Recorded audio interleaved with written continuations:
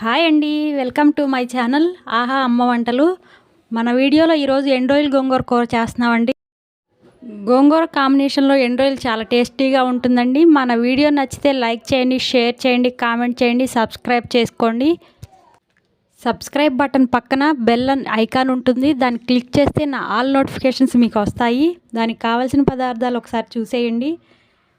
దానికి నేను 2 కట్టల గోంగూర తీసుకున్నానండి. దాన్ని నీట్గా ఒలిసి క్లీన్ చేసుకోండి. గోంగూరలో మట్టి ఎక్కువగా ఉంటుంది కదా, దాన్ని 2 టైమ్స్ క్లీన్ చేసుకోండి.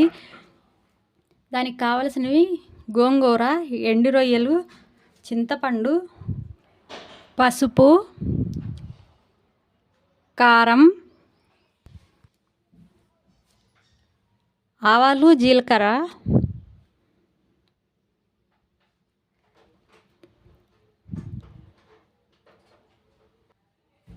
సాల్ట్, ధనియా పౌడర్, 2 పెద్ద సైజు ఆనియన్స్, 2 పచ్చిమిర్చి, 4 గార్లిక్, 1 రెమ్మ కరివేపాకు, కొత్తిమీర.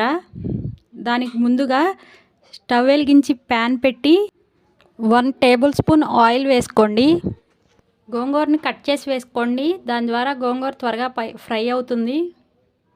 గోంగూర ఎంత వేసినా వేగేసరికి కొంచెమే అవుతుంది కదా.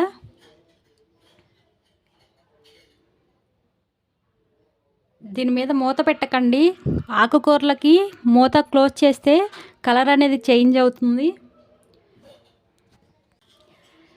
ఇలా బాగా మగ్గుతుంది కదా గోంగూర. బాగా మగ్గిన తర్వాత దానిలో కొంచెం సాల్ట్ వేసుకోండి, 1 స్పూన్ కారం, కొంచెం చిటికెడు పసుపు వేసుకోండి.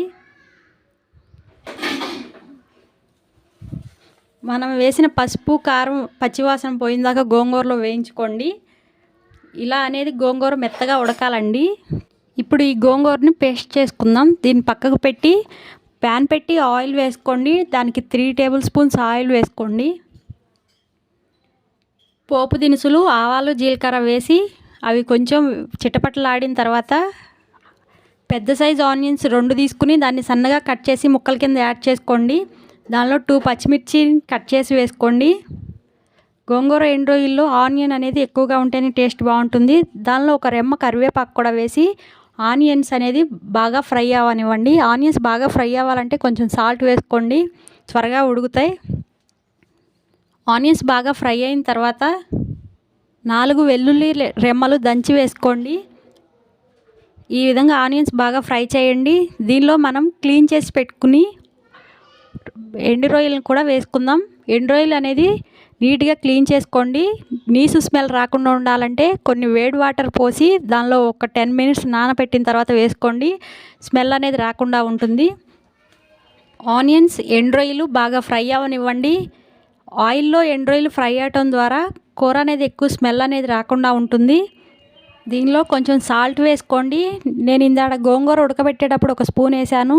ఆనియన్స్ ఫ్రై అవ్వడానికి 1/2 టీ స్పూన్ వేసాను. నాకు అదైతే సరిపోతుంది. మీకు సరిపోకపోతే ఇప్పుడు కొంచెం సాల్ట్ యాడ్ చేసుకోండి. ఎండు రొయ్యలు అనేది ఈ విధంగా ఫ్రై అవ్వాలండి. దీనిలో 2 టేబుల్ స్పూన్స్ కారం వేసుకోండి. గోంగూర ఉంటుంది కదా, పులుపుని బట్టి కారం వేయాలి, అప్పుడే టేస్ట్ అనేది బాగుంటుంది. కొంచెం కారం ఎక్కువగానే పడుతుంది. ఒక్కసారి కలుపుకొని 2 మినిట్స్ ఫ్రై అవ్వనివ్వండి, కారం పచ్చివాసన పోయేదాకా. దీనిలో 1 గన్ను చింతపండుని తీసుకోండి. దాన్ని నీట్గా క్లీన్ చేసి వాటర్ పోసి నానబెట్టుకోండి. గోంగూర ఉంటుంది కాబట్టి కొంతమంది ఇష్టపడరు చింతపండు వేయడానికి. దీన్ని ఆప్షనల్ మాత్రమేనండి. మీకు ఇష్టమైతే వేసుకోండి, లేదంటే స్కిప్ చేయండి. నేనైతే ఇక్కడ వేస్తున్నాను. చింతపండు పులుసుని తీసి ఎండు రొయ్యలు ఫ్రై అవుతున్నాయి కదా దానిలో వేయండి. ఈ పులుపు అనేది ఎండు రొయ్యలతో పాటు ఉడికితే ఎండు రొయ్యకి కూడా చాలా టేస్ట్ వస్తుంది. ఇప్పుడు మనం మూత పెట్టి ఒక 5 నిమిషాలు ఉడకనిద్దాం. చింతపండు పులుసు అనేది బాగా ఉడికితే టేస్ట్ బాగుంటుంది. ఈ విధంగా ఒక 5 నిమిషాలు ఉడికిన తర్వాత కూర ఇలా ఉంటుందండి. దీనిలో మనం ఇందక్కడ రుబ్బి పెట్టుకున్న గోంగూరను తీసుకుని యాడ్ చేసుకుందాం. దీన్ని బాగా కలిపి ఈ పులుసుతో పాటే ఈ గోంగూరను కూడా బాగా ఉడకనియండి.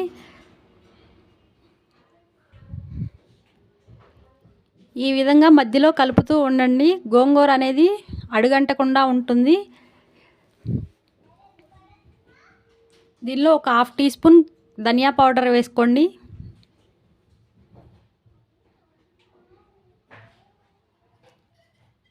గోంగూర బాగా ఉడుకుతుంది కదండి. దీనిలో